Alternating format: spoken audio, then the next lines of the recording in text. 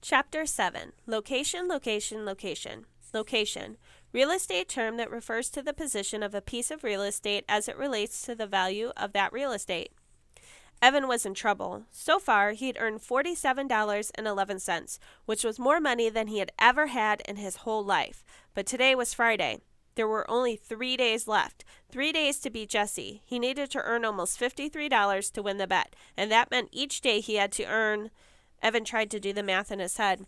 53 divided by 3. 53 divided by 3. His brain spun like a top. He didn't know where to begin. He went to his desk, pulled out a piece of paper, his basketball schedule from last winter, and flipped it over to the back.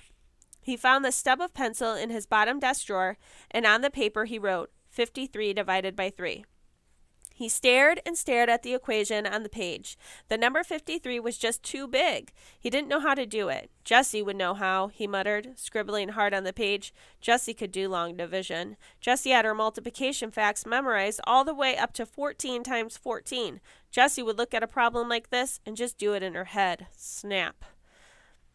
Evan felt his mouth getting tight, his fingers gripping the pencil too hard as he scribbled a dark storm cloud on the page.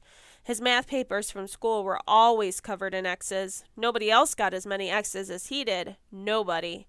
Draw a picture, Mrs. DeFazio's voice floated in his head. She had always reminded him to draw a picture when he couldn't figure out how to start a problem. A picture of what? He asked in his head. Anything, came the answer. Anything? Yes, anything, as long as there are 53 of them. Dollar signs. Evan decided to draw dollar signs.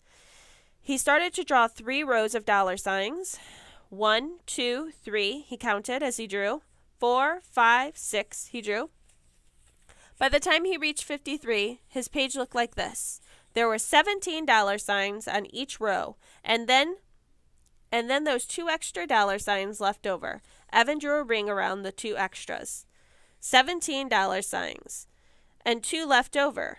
Evan stared at the picture for a long time. He wrote Friday next to the first row, Saturday next to the second row, and Sunday next to the third row. Evan looked at the picture. It started to make sense. He needed to make $17 on Friday, $17 on Saturday, and $17 on Sunday. And somewhere over the 3 days, he needed to make 2 extra bucks in order to earn $53 by Sunday evening. Evan felt his heart jump in his chest. He had done it. He had figured out 53 divided by 3. That was a 4th grade problem. That was 4th grade math. And he hadn't even started 4th grade. And no one had helped him. Not Mom, not Grandma, not Jesse. He had done it all by himself. It was like shooting the winning basket in double overtime. He hadn't felt this good since the lemonade war had begun. But $17 a day? How was he going to do that? Yesterday he had made $45, but that was because he had had help and free supplies from his friends. They weren't going to want to run a lemonade stand every day, especially on the last days of summer vacation. He needed a plan, something that would guarantee good sales. The weather was holding out, that was for sure. It was going to hit 95 degrees today, a real scorcher. People would be thirsty, all right. Evan closed his eyes and imagined a crowd of thirsty people, all waving dollar bills at him. Now, where was he going to find a lot of thirsty people with money to spend? An idea popped into Evan's head. Yep, it was perfect.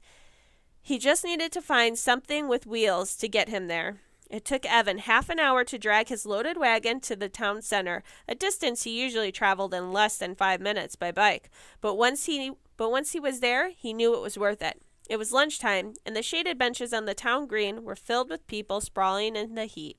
Workers from the nearby stores on their half-hour lunch breaks, moms out with their kids, old people who didn't want to be cooped up in their houses all day, high school kids on skateboards swooshed by, preschoolers climbed on the life-size sculpture of a cycle of children playing Ring Around the Rosie. Dogs lay under trees, their tongues hanging out, pant, pant, pant. Evan surveyed the scene and picked his spot. Right in the center of the green where all of the paths met. And when anyone walking across the green would have to pass his stand. And who could resist lemonade on a day as hot as this? But first he wheeled his wagon off to the side, parking it halfway under a huge rhododendron. Then he crossed the street and walked into the Big Dipper. The frozen air felt good on his skin. It was like getting dunked in a vat of just melted ice cream. And the smells, a mix of vanilla, chocolate, coconut, caramel, and bubble gum. He looked at the tubs of ice cream, all in a row, carefully protected behind a pane of glass. The money in his pocket tingled. He had plenty left over after buying 5 cans of frozen lemonade mix with his earnings from yesterday. What would it hurt to buy just 1 cone, or a milkshake, or maybe both? "Can I help you?" asked the woman behind the counter. Yeah," said Evan. He stuck his hand in his pocket and felt all of the money. Bills and coins ruffled between his fingers. Money was meant to be spent. Why not spend a little? Evan could just imagine how good the ice cream would feel sliding down his hot throat. Creamy, sweet, like cold, golden deliciousness. He let his mind float as he gazed at the swirly buckets of ice cream. The sound of laughter brought him back to earth in a hurry. He looked around. It was just some girls he didn't know at the water fountain, but it had sounded like Megan Moriarty. "Can you please tell me how much a glass of lemonade costs?" $3, said the woman. "Really?" said Evan. "That much? How big's the cup?" The woman pulled a plastic cup off a stack and held it up. It wasn't much bigger than the 8-ounce cups that Evan had in his wagon. "Wow, $3, that's a lot," said Evan. "Well, thanks anyway." He started to walk to the door. "Hey," the woman said, pointing to the ice cream case, "I'm allowed to give you a taste for free." "Really?" said Evan. "Then, could I taste a strawberry slam?" The woman handed him a tiny plastic spoon with 3 licks worth of pink ice cream on it. Evan swallowed it all in one gulp. Back outside, he got to work. First, he filled his pitchers with water from the drinking fountain. Then he stirred in the mix. Then he pulled out a big blue marker and wrote on a piece of paper, $2 per cup, best price in town.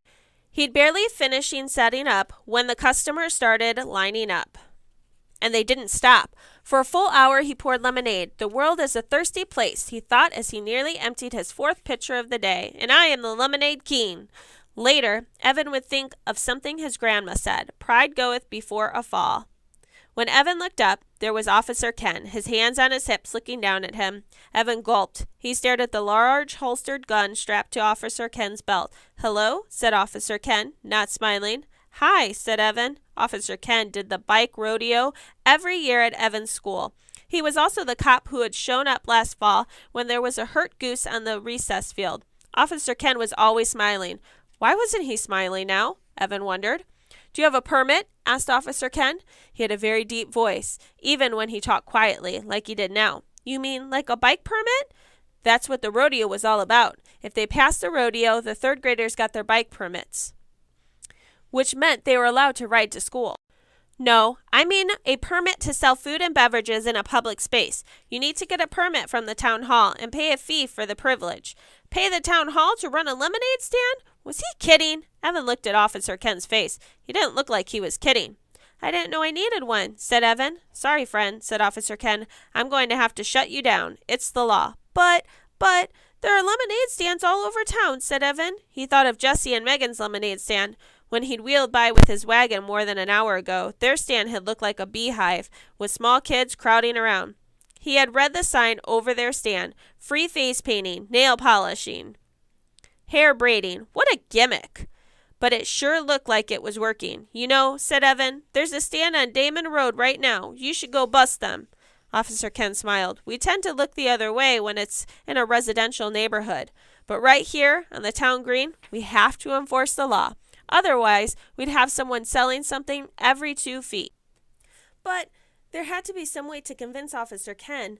How could Evan make him understand? "You see, I've got this little sister, and we got a competition going to see who can sell the most lemonade. And I've got to win, because she's—" He couldn't explain the rest, about 4th grade, about how embarrassed he was to be in the same class as his kid sister, and how it made him feel like a great big loser. Evan looked up at Officer Ken. Officer Ken looked down at Evan. It was like Officer Ken was wearing a mask, a no smiling, "I'm not your buddy" mask. Then Officer Ken shook his head and smiled, and the mask fell off. "I've got a little sister too," he said. "Love her to death now, but when we were kids—" Officer Ken sucked in his breath and shook his head again. Whew!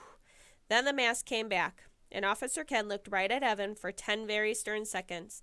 "Tell you what," said Officer Ken. "I do have to shut you down. The law's the law. But before I do, I'll buy 1 glass of lemonade. How's that sound?" Evan's face fell. "Sure," he said without enthusiasm. He poured an extra tall cup and gave it to the policeman. Officer Ken reached into his pocket and handed Evan a $5 bill. "Keep the change," he said. "A contribution to the Big Brother Fund. Now clean up your things and don't leave any litter behind." He lifted his cup in a toast as he walked away. Evan watched him go. "Wow," he thought, "I just stole the most expensive cup of lemonade in town." Evan stared at the $5 bill in his hand. It was funny. 2 days ago, he would have felt as rich as a king to have that money in his hands. It was enough to buy 2 slices of pizza and a soda with his friends. It was enough to rent a video and have a late night at someone's house. It was enough to buy a whole bag full of his favorite candy mix at CVS. 2 days ago, he would have been jumping for joy. Now, he looked at the $5 and thought, it's nothing. Compared to the $100 he needed to win the war, $5 was nothing. He felt somehow that he'd been robbed of something, maybe the happiness he should have been feeling. He loaded everything from his stand into the wagon, making sure he didn't leave a scrap of litter behind. He still had a glass full of lemonade left in one pitcher, not to mention another whole pitcher already mixed up and unsold, so he poured himself a full cup. Then, before beginning the long, hot haul back to his house, he found an empty spot on a shaded bench and pulled his earnings out of his pockets. He counted once, he counted twice. Very slowly, he had made $65. The cups and lemonade mix had cost him $9. When he added in his earnings from Wednesday and Thursday, he had $103.11. Now that's enough, he thought.